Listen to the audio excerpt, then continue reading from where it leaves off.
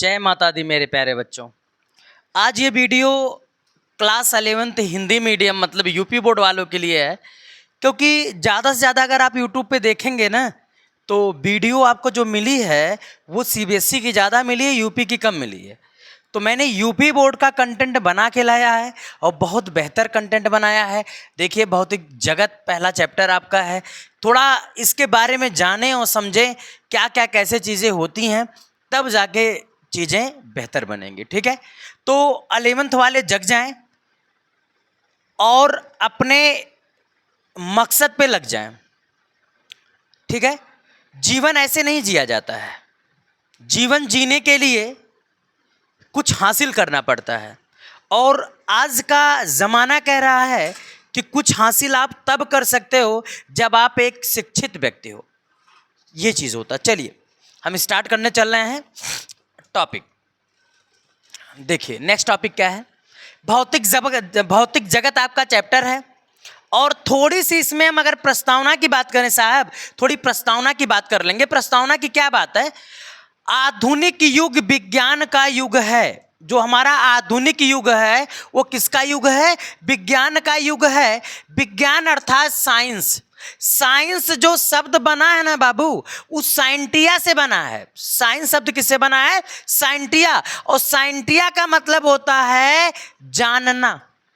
इसका मतलब जिस सभी चीज़ों को हम जानते हैं, जिन सभी चीज़ों को हम जानते हैं, वो पूरा का पूरा विज्ञान है। पूरा का पूरा क्या है, विज्ञान है। और याद रखिएगा, विज्ञान जो वर्ड है, जो विज्ञान वर्ड है, कौन सा वर्ड, विज्ञान। जो विज्ञान वर्ड है वो संस्कृत वर्ड है। कौन सा वर्ड है, संस्कृत वर्ड है। और अरेबिक वर्ड एक होता है, अरेबिक वर्ड में उसको हम इलम कहते हैं। इलम, ILM। यूपी बोर्ड वाले ध्यान दें, एक अरेबिक वर्ड होता है जिसको हम इलम कहते हैं, संस्कृत वर्ड विज्ञान है। और इन सबका मकसद है, इनका मतलब है जानना। किसी भी चीज़ों को अगर हम जानते हैं तो वही भैया क्या है, विज्ञान है। तो थोड़ी सी चीज़ें हम आपको लाए हैं, आइए देखिए इसको। ठीक है, देखिएगा ध्यान से। विज्ञान कहते हैं किसे, थोड़ी बात हो जाए। सुव्यवस्थित, सुसंगठित, क्रमबद्ध ज्ञान को विज्ञान कहते हैं। सुसंगठित, सुव्यवस्थित, क्रमबद्ध ज्ञान को क्या कहते हैं, विज्ञान कहते हैं। इस बात को जरूर ध्यान दीजिएगा।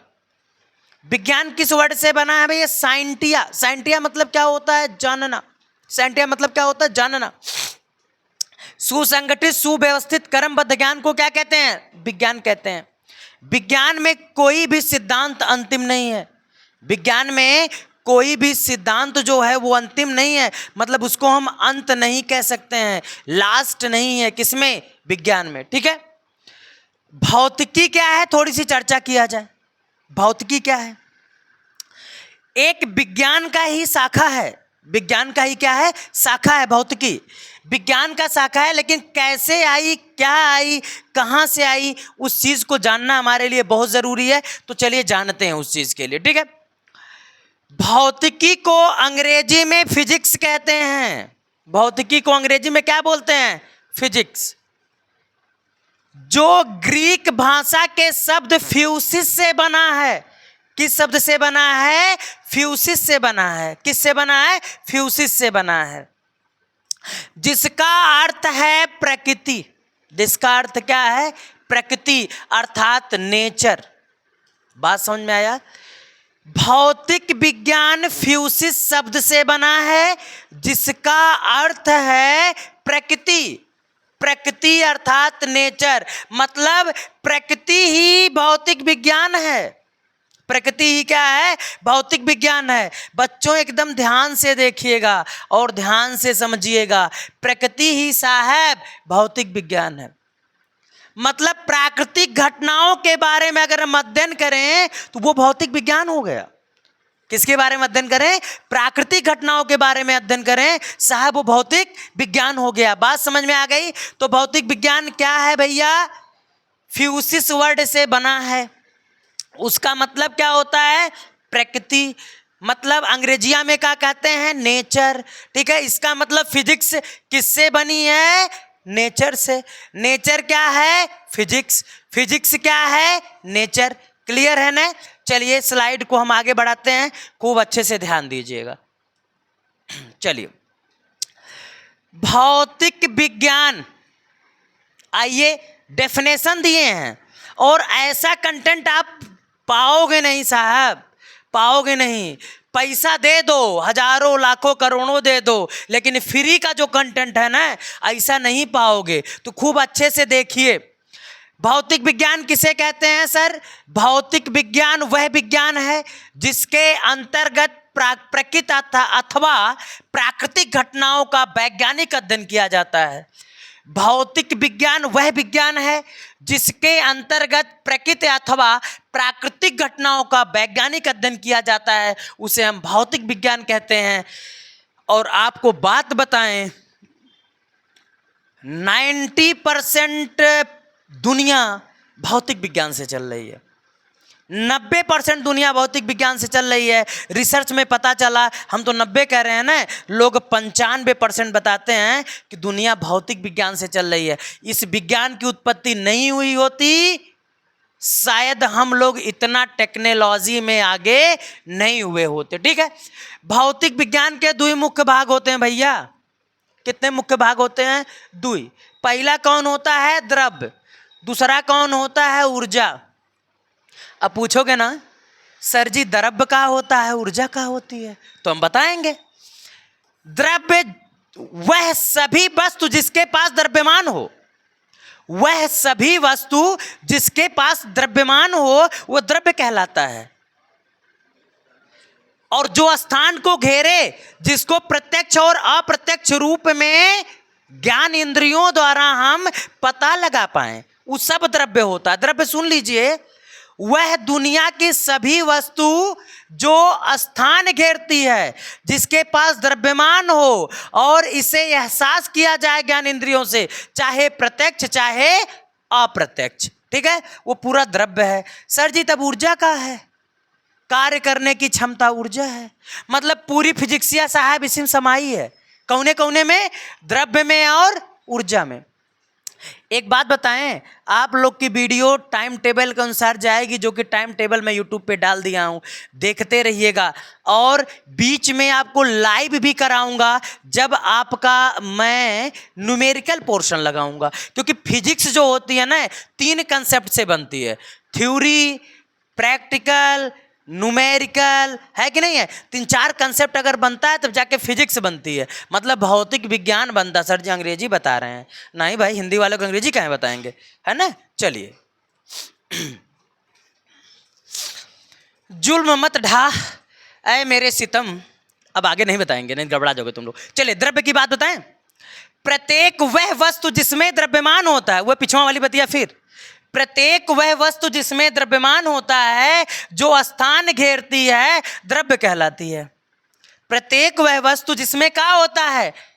द्रव्यमान होता है, और जो स्थान घेरती है वो द्रव्य कहलाती है। उदाहरण के लिए पाथर मतलब पत्थर, लोहा, सोना, वायु, रुई, जल, अणु, परमाणु, इलेक्ट्रॉन आदि, ये सब कहाँ हैं? द्रव्य हैं। ठीक है, अब एनर्जी की बात हो गई भैया।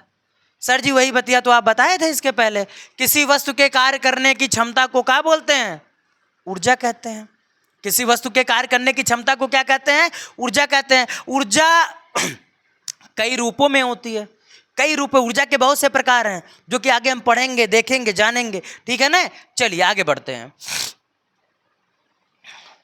भौतिक विज्ञान का कार्य क्षेत्र, थोड़ी सी बात बहुत गजब की है कि भौतिक विज्ञान का कार्य क्षेत्र क्या है, उसके बारे में हम लोग समझें और जानें। ठीक है ना, कि भौतिक विज्ञान का कार्य क्षेत्र क्या है। चलें, उठिए, जग जाइए, अपने काम में लग जाइए, क्योंकि भरोसा बहुत ज़्यादा होता है आपके परिवार का आपसे। उनके भरोसा के सहारे ही उन पे डट जाइए। चलिए शुरू करते हैं। भौतिक विज्ञान का कार्य क्षेत्र कितना होता है भैया? 2 होता है। कौन कौन होता है? स्थूल भौतिकी और सूक्ष्म भौतिकी। अंग्रेजिया में क्या बोलते हैं? माइक्रोस्कोपिक, और अंग्रेजिया में इसको बोलते हैं माइक्रोस्कोपिक। स्थूल मतलब जानते हैं बहुत पुरानी भौतिकी, जिसे बड़े बड़े चीज़ों के बारे में पढ़ा जाए। स्थूल मतलब बड़बर चीज़। कौन सी चीज़? बड़बर मतलब बड़ी चीज़ के बारे में पढ़ा जाए, वो स्थूल। और सूक्ष्म मतलब छोटी छोटी चीज़ों के बारे में पढ़ा जाए, वो सूक्ष्म है। ठीक है ना? इस वाले भौतिकी का डेवलपमेंट न्यूटन और गैलीलियो और सब वैज्ञानिक ने बहुत ज़्यादा किया। इस वाले भौतिकी का डेवलपमेंट आइंस्टाइन, मैक्सवेल, नए जनरेशन के लोगों ने किया। ये वाली भौतिकी जब आई सूक्ष्म वाली ना, तब जान लीजिए कि बहुत बड़ी बड़ी चीज़ें होने लगी। पहले क्या था? एक छोटा सा फ़ोन आता था। फ़ोन में अगर मान लीजिए पापा फ़ोन लिए हैं, आप फ़ोन लेके फ़ोटो खींच लेते थे। पापा कहते थे ज़्यादा इसमें भर जाएगा तो हमारा फ़ोन वहाँ हैंग करेगा। कब? बहुत पुरानी बात है स्थूल वाले की। लेकिन जैसे सूक्ष्म वाला आ गया ना, सूक्ष्म वाले में आया तो सेमीकंडक्टर आया, मतलब अर्धचालक। अर्धचालक से सिलिकॉन आया, सिलिकॉन से मेमोरी बड़ी बड़ी बनने लगी। अब 15 GB, 512 GB इतनी मेमोरी बनने लगी। अब चाहे जो करिए कोई दिक्कत नहीं, अब कोई डांटने वाला आपको नहीं रहेगा, क्योंकि ये भौतिकी जब से आई पूरे संसार को चेंज कर दी, पूरे वर्ल्ड को चेंज कर दी। ठीक है? तो स्थूल भौतिकी में क्या क्या पढ़ा जाता है? पहला होता है यांत्रिकी, जिसको अंग्रेजी में मैकेनिक्स कहते हैं। सुनते रहिए अंग्रेजी भी, मैकेनिक्स। दूसरा ऊष्मागतिकी, जिसको अंग्रेजी में थर्मोडायनामिक्स कहते हैं। तीसरा प्रकाशिकी, जिसको अंग्रेजी में ऑप्टिक्स कहते हैं। फिर दोलन तथा तरंगे, ऑसिलेशन एंड वेव बोलते हैं अंग्रेजी में। फिर वैद्युत गतिकी, जिसको इलेक्ट्रोडायनामिक्स कह दीजिए तब भी कोई दिक्कत नहीं है, लेकिन इसको वैद्युत गतिकी ना कह के हम वैद्युत चुंबकीय कहें, क्योंकि विद्युत और चुंबक के बारे में भी इसी फिजिक्स में पढ़ा गया था। तो आइए सूक्ष्म स्थूल भौतिकी के अंतर्गत कौन कौन आती है साहब? आइए देखते हैं। पहला यांत्रिकी आती है। कौन आती है? यांत्रिकी। यांत्रिकी है क्या? यांत्रिकी है क्या, इसके बारे में जाने। ये भौतिक विज्ञान की वह शाखा है, भौतिक विज्ञान की वह शाखा, थोड़ा सा लिख दें, हो थोड़ा सा, भौतिक विज्ञान की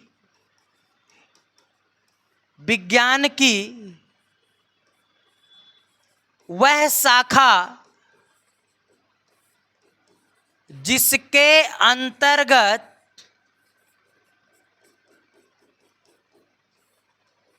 गति के नियमों, बड़े बड़े पिंडों के बारे में, बल के बारे में पढ़ा जाए। कक्षा 11 में साहब यही मिलेगी आपको, और कम से कम 5 चैप्टर इसमें रहेंगे। यांत्रिकी में क्या चैप्टर रहेंगे? कम से कम 5 से चैप्टर रहेंगे। तो क्लास 11th में पढ़ी जाने वाली फिजिक्स आपको मिलेगी यांत्रिकी। क्या मिलेगी? यांत्रिकी।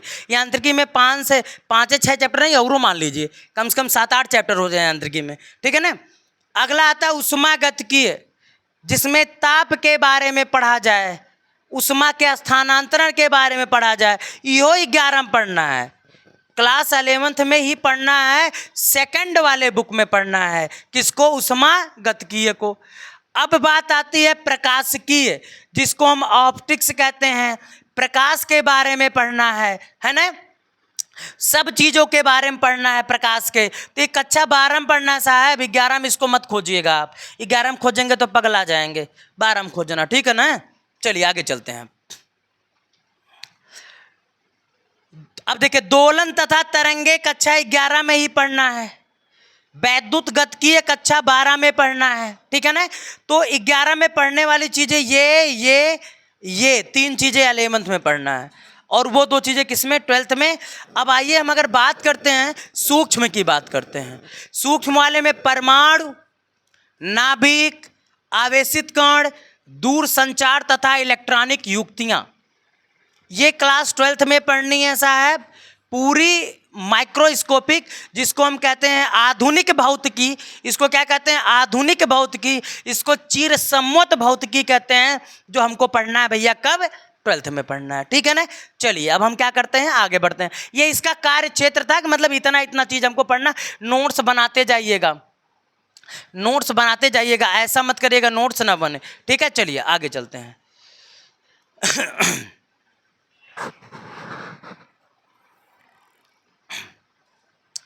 भौतिकी प्रायोगिक एवं समाज। भौतिक विज्ञान को थोड़ा सा 1 मिनट रुक जाइएगा, हाँ थोड़ा पीछे आ जाए, नहीं ठीक कोई बात नहीं। भौतिक विज्ञान को समाज में एक महत्वपूर्ण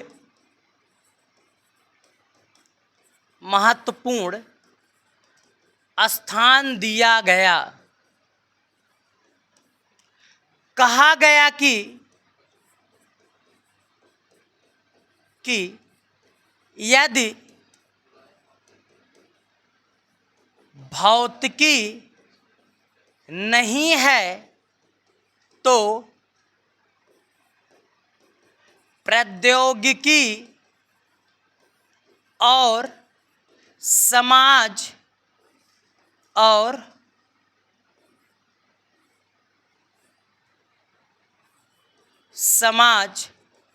का अस्तित्व कम है, ठीक है।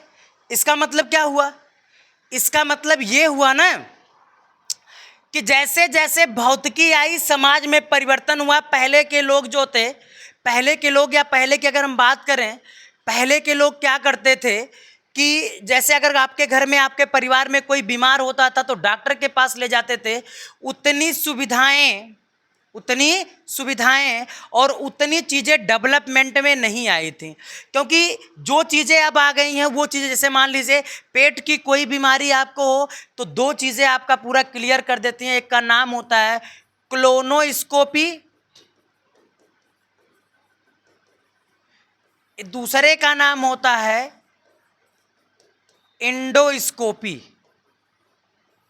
ये 2 चीज ऐसी है ना कि पेटवा में कौनो बीमारी रही, ये पकड़ के लाके समनमा रख देगी। पेट में आपके कोई भी बीमारी रहेगी, ये पकड़ के लाके क्या कर देगी, सामने रख देगी। अब बताइए, अब अगर मैं बात करूँ अब आपके हड्डी उड्डी टूटी है तो, जैसे मान लीजिए शरीर की आप गिर उड़ गए, हड्डी उड्डी टूट गई, उसके लिए क्या है तो आप जानते हैं, कहेंगे सर एक्सरे से भी बढ़िया है एमआरआई। अब देखिए जैसे जैसे फिजिक्स बढ़ी चीज़ें बढ़ गई, एमआरआई से आपके नसियों की चीज़ें पता चल जाएगी कि का दुख उसमें है, का दिक्कत है, सब पता चल जाएगा। किससे, एमआरआई। थोड़ा महंगी होती है, थोड़ा क्या होती है महंगी है, तो 200-250 में सब मारेंगे एकदम झकझोर के रख देंगे, है ना। हाउ थोड़ी सी क्या होती है, महंगी होती है, 4000-5000 से नीचे एमआरआई नहीं होती है। अब देखिए आपके सर की बात किया जाए, सर में कोई प्रॉब्लम है तो सीटी स्कैन, क्या सीटी स्कैन एमआरआई दोनों काम कर देती है, लेकिन सीटी स्कैन ज़्यादा काम करता है। वो पूरे सर की बात की बीमारी आपको क्या कर देगा, बता देगा। तो जैसे जैसे फिजिक्स का डेवलपमेंट हुआ वैसे वैसे आवश्यकताएं चीज़ें का एकदम डेवलपमेंट हुआ। इस प्रकार से भौतिकी, प्रौद्योगिकी और समाज को जोड़ा गया। बात समझ में आई कि नहीं समझ में आई? तो चलिए आगे बढ़ते हैं। प्रकृति में मूल बल, याद रखिएगा, बल और आप लोग कहते हैं सर जी घर्षण बल हुआ, सर जी स्पर्श बल हुआ, वो कुल कौनो बल नहीं प्राकृतिक है। प्राकृतिक केवल 4 बल हैं। कौन कौन से बल हैं? एक गुरुत्वाकर्षण बल पहला, दूसरा विद्युत चुंबकीय बल, तीसरा प्रबल नाभिकीय बल, चौथा क्षीण नाभिकीय बल। क्षीण मतलब दुर्बल। पहला कौन सा है? गुरुत्वाकर्षण बल। गुरुत्वाकर्षण बल किसके बीच में लगता है? द्विपिंडों के बीच में लगता है। किसके बीच में? द्विपिंडों के बीच में लगता है। विद्युत चुंबकीय बल किसके बीच में लगता है? द्वि आवेशों के बीच में लगता है। प्रबल नाभिकीय बल क्या लगता है? नाभिक में प्रोटॉनों न्यूट्रॉनों के बीच में लगता है। क्षीण नाभिकीय बल क्या होता है? ये जो बीटा होती है ना, बीटा जो क्षय होता है उसमें ये लगने वाला बल हो। जैसे मान लीजिए किसी भी तत्व में बीटा का जब क्षय होता है तो वहाँ नाभिकीय बल की गणना की जाती है। किसकी? नाभिकीय बल की गणना। और सुन लीजिए, प्रकृति का सबसे कमजोर बल है। कौन सा बल है? कमजोर। अगर दुनिया में आपसे कोई क्वेश्चन पूछ लिया प्राकृतिक का सबसे कमजोर बल कौन होता है, तो आप बेहिचक बोलिएगा साहब गुरुत्वाकर्षण बल। कौन सा बल? गुरुत्वाकर्षण बल। गुरुत्वाकर्षण बल सबसे कमजोर बल होता है, सबसे कमजोर। समझे कि नहीं? अब कहेंगे सर जी हमको समझ में नहीं आ रहा है, कैसे आप कमजोर बता रहे हैं। मान लीजिए ये पेन, जैसे ये पेन है आपने फेंका और जब पेन नीचे आ रही हाथ लगा देंगे तो पेना आपके हाथ में आ जाएगी। पृथ्वी की हिम्मत है कि हथवा सहित पेना खींच ले? ऐसी हिम्मत है नहीं। इसका मतलब ये बहुत कमजोर होता है, फ्री में लगता है। जैसे अगर मान लीजिए आप हाथ उत लगा दिए ना तो ये बल एकदम शिथिल पड़ जाएगा, तो सबसे कम होता है। अब प्रबल कौन होता है? ये वाला सबसे अधिक लगता है। अगर कोई पूछेगा कि प्रकृति में सबसे बड़ा बल क्या होता है, इसी प्रबल नाभिकीय बल को बताइएगा, क्योंकि ये सबसे बड़ा बल होता है। क्यों? क्योंकि आपको पता है कि नाभिक में जो प्रोटॉन है, नाभिक भी धनात्मक है, प्रोटॉन भी धनात्मक है, और दुई धन आवेश एक दूसरे को क्या करते हैं? प्रतिकर्षित करते हैं बच्चा। लेकिन उस प्रतिकर्षण के बाद प्रोटॉनमा कुंडली मार के नाभिकिया में बैठा है भाई, उसके बाद भी प्रोटॉन कहाँ बैठा है? नाभिक में बैठा है। इसका मतलब ये सबसे बड़ा बल होता है। तीसरे नंबर का ई होता है, चौथे नंबर क्या नाम है? पहले ई कमजोर है, सबसे बड़ा बल है, तीसरा ही, चौथा ही। उस हिसाब से बल की गणना की जाती है। चलिए आगे बढ़ते हैं। गुरुत्वाकर्षण बल मैंने बताया, थोड़ा एक एक बार इनको झलक देखा जाए, झलक दिखला जाए। चलिए, दो वस्तुओं के बीच गुरुत्वाकर्षण बल उनके द्रव्यमानों के गुणनफल के अनुक्रमानुपाती तथा उनके बीच के दूरी के वर्ग के व्युत्क्रमानुपाती होता है। देखिए दो ठे द्रव्यमान है, एक ठे m1 है और एक ठे का है m2, m1 और m2। इनके बीच बल लग रहा है। यूनिवर्स में, पूरे होल यूनिवर्स में लगने वाला गुरुत्वाकर्षण बल है, पूरे ब्रह्मांड में लगता है। और किसके बीच लगता है? द्विपिंडों के बीच। अगर एक सिंगल पिंड है तो वहाँ बल नहीं लगेगा, दुई के बीच लगता है। बात में, और मात्र एक पृथ्वी ऐसा है जिसके पास गुरुत्वीय बल बहुत ज़्यादा है। पृथ्वी के पास वो सबको खींच खाच के बराबर कर लेती है। ये समझ लीजिए। m1 और m2 बल लग रहा है आपका f, तो कहा जाता है f जो है वो अनुक्रमानुपाती है m1 m2 के, और व्युत्क्रमानुपाती है इनके बीच की जो दूरियां है इसके वर्ग के। ठीक है, जब दोनों को एक साथ करोगे तो f अनुक्रमानुपाती m1 m2 by r square. अगर इस चिन्ह को हटाया जाता है, इसको कहते हैं ना प्रोपोर्शनल का चिन्ह, समानुपाती का चिन्ह हटाया जाता है तो एक नियतांक लगाया जाता है। तो f को जब हटाया जाएगा यहाँ एक नियतांक, वो g के रूप में आएगा, m1 m2 by r square. g को क्या कहते हैं? गुरुत्वीय नियतांक बोलते हैं। क्या बोलते हैं? और ये कहीं बदलता नहीं है, हर जगह सेम रहता है। कक्षा 11 में पढ़ना है इस चीज़ को, बस केवल हल्का देख लीजिए, पूरी टॉपिक पढ़ना है इसके बारे में। आइए आ जाएं हम इस पे चर्चा करें। चलें बच्चों, विद्युत चुंबकीय बल की बात करते हैं। किसकी बात करते हैं? विद्युत चुंबकीय बल। दो बिंदु आवेशों के बीच आकर्षण या प्रतिकर्षण बल का परिमाण दोनों आवेशों के परिमाणों के गुणनफल के अनुक्रमानुपाती तथा उनके बीच के दूरी के वर्ग के व्युत्क्रमानुपाती। मतलब ये वाला जो कंटेंट है, ये वाला जो कंटेंट है, इसी कंटेंट को आप कहते हैं। एक अच्छा 12 में पढ़ना है, बहुत ज़्यादा डीपली इस पे नहीं ध्यान देना है। ठीक है, क्लास 12th में ये पूरी की पूरी चीज़ें हमको क्या होंगी? मिलेंगी। ठीक है, चलें आगे बढ़े। चलिए आगे बढ़िए। प्रबल नाभिकीय बल, आइए कुछ इनकी बातें देख लिया जाए। नाभिक में प्रोटॉनों तथा न्यूट्रॉनों के एक साथ बांधने वाला बल प्रबल नाभिकीय बल होता है। नाभिक में अभी मैंने बताया था, नाभिक भी पॉजिटिव होता है और प्रोटॉन भी पॉजिटिव होता है। उसके बाद भी नाभिक में, किसके अंदर? नाभिक के अंदर प्रोटॉन तथा न्यूट्रॉन को एक साथ बांधने वाला बल प्रबल नाभिकीय बल कहलाता है। और प्रबल नाभिकीय बल विद्युत चुंबकीय बलों से 100 गुना अधिक प्रबल होता है। सुन लीजिएगा, नोट में एक बात लिखवाए हैं कि प्रबल नाभिकीय बल विद्युत चुंबकीय बलों से 100 गुना अधिक प्रबल होता है। क्या गुना अधिक प्रबल होता है? 100 गुना अधिक प्रबल होता है, थोड़ा मोड़ा नहीं, 100 गुना अधिक प्रबल होता है। प्रबल नाभिकीय बल आवेश पर निर्भर नहीं करता। प्रबल नाभिकीय बल आवेश पर निर्भर नहीं करता, अर्थात दो प्रोटॉनों, दो न्यूट्रॉनों तथा एक प्रोटॉन व एक न्यूट्रॉन के बीच बल समान होता है। कैसा होता है? समान होता है, अलग नहीं होता। प्रबल नाभिकीय बल लघु परास वाला बल है। यह बल केवल नाभिक के भीतर ही प्रभावी रहता है। मतलब प्रबल नाभिकीय बल नाभिक के बाहर नहीं लगेगा, ये नाभिक के कहाँ रहेगा साहब? भीतर ही लगता है ये बल, ये नाभिक के भीतर ही प्रबल होता है। ठीक है, चलिए आगे बढ़ते हैं। चलिए, क्षीण नाभिकीय बल, कुछ नाभिकीय घटनाएं जैसे रेडियो एक्टिव, नाभिक में बीटा का जो क्षय होता है, क्षय मतलब कम होना, क्षीण नाभिकीय बल कहलाता है। रेडियो एक्टिव हुआ, नाभिक में और कुछ हो गया, तो इनसे जब बीटा, जहाँ भी देखिए जिस बल में बीटा का क्षय होगा वो आपका क्षीण नाभिकीय बल कहलाएगा। ठीक है, चलिए नेक्स्ट वाला देखिएगा।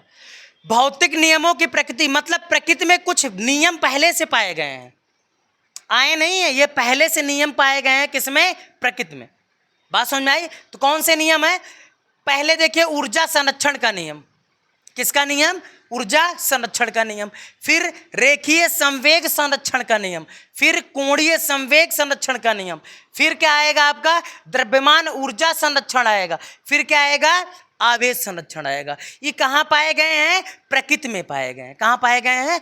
प्रकृति में पाए गए हैं। ठीक है, इनको लाया नहीं गया है, पहले से प्रकृति में विद्यमान थे, इनको खोज के बट डेवलप कर दिया गया थोड़ा सा। चलिए एक एक चीज को हम आसानी से पढ़ते चलें। पहला हेडिंग क्या है? ऊर्जा संरक्षण। क्या कहता है? यदि किसी वस्तु पर कार्य करने वाला बल संरक्षी हो, संरक्षी मतलब कंजर्व हो, कंजर्वेटिव मतलब सुरक्षित हो, तो निकाय की कुल यांत्रिक ऊर्जा, और कुल यांत्रिक ऊर्जा मतलब कौन? गतिज ऊर्जा और स्थितिज ऊर्जा का योग नियत रहता है। यह यांत्रिक ऊर्जा के संरक्षण का नियम है। फिर से एक बार, यदि किसी वस्तु पर कार्य करने वाला बल संरक्षी हो, क्या हो? संरक्षी हो, तो निकाय की कुल यांत्रिक ऊर्जा अर्थात गतिज ऊर्जा स्थिर ऊर्जा का योग नियत रहता है। यह यांत्रिक ऊर्जा के संरक्षण का नियम है। दूसरी बात कहें, रेखीय संवेग संरक्षण अगर कहें, यदि कणों के किसी निकाय पर कार्य करने वाला बाह्य बल शून्य हो, सुन लीजिएगा, रेखीय संवेग संरक्षण, यदि कणों के किसी निकाय पर कार्य करने वाला बाह्य बल शून्य हो तो निकाय का रेखीय संवेग संरक्षित रहता है। यह रेखीय संवेग संरक्षण का नियम है। मतलब जो जितने बाहरी बल उस पर कार्य करेंगे वो उसका सब शून्य रहेगा, तब रेखीय संवेग संरक्षण कहलाएगा। नेक्स्ट वाली टॉपिक देखिएगा, कोणीय संवेग संरक्षण। यदि कणों के किसी निकाय पर, यदि कणों के किसी निकाय पर कार्य करने वाला बाह्य बल आघूर्ण शून्य हो तो निकाय का कोणीय संवेग संरक्षित रहता है। निकाय का कोणीय संवेग क्या रहता है? संरक्षित रहता है। यह कोणीय संवेग संरक्षण का नियम कहलाता है। द्रव्यमान ऊर्जा संरक्षण, नोट बहुत अच्छे से बनाइएगा, पहला फिजिकल वर्ड चैप्टर है, इसका नोट्स बहुत अच्छे से बनाइएगा, रखे रहिएगा, बहुत काम देगा। आइंस्टीन के अनुसार द्रव्यमान तथा ऊर्जा पृथक पृथक मतलब अलग अलग अस्तित्व वाली भौतिक राशियां नहीं है। मतलब द्रव्यमान को ऊर्जा में, ऊर्जा को द्रव्यमान में बदला जा सकता है, बल्कि एक ही राशि के दो रूप हैं, एक ही सिक्के के दो पहलू, एक ही सिक्के के दो पहलू। द्रव्यमान को ऊर्जा में तथा ऊर्जा को द्रव्यमान में बदला जा सकता है।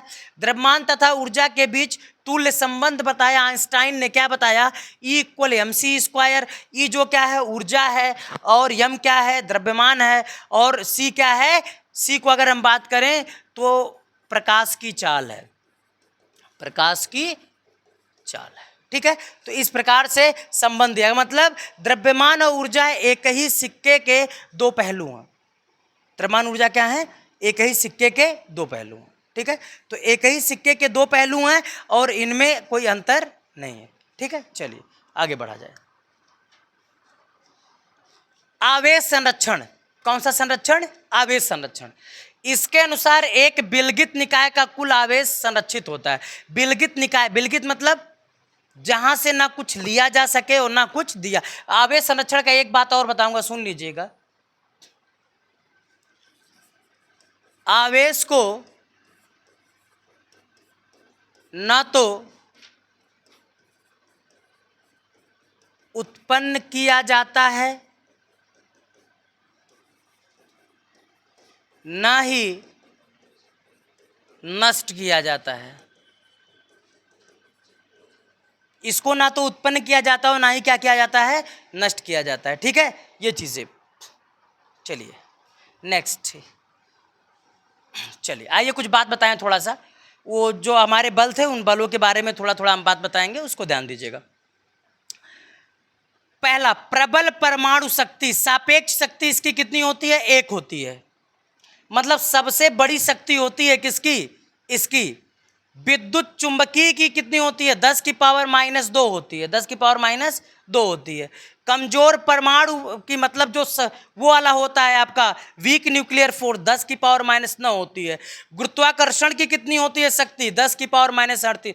मतलब ये जो है आपके प्रकृति में इसका जो है रिलेटिव स्ट्रेंथ, मतलब जो शक्ति होगी बहुत ज़्यादा होगी।